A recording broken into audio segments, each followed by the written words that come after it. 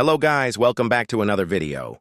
In today's video, I will show you how to change your location or country on X step by step. So without wasting any time, let's get started. First, go to the App Store and search for X. Make sure the app is updated to the latest version. Once updated, open the X app.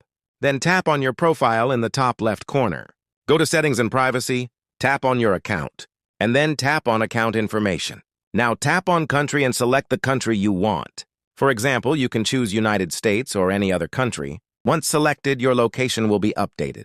So that's it for this video. Make sure to like and subscribe for more. Until next time, see you in another video.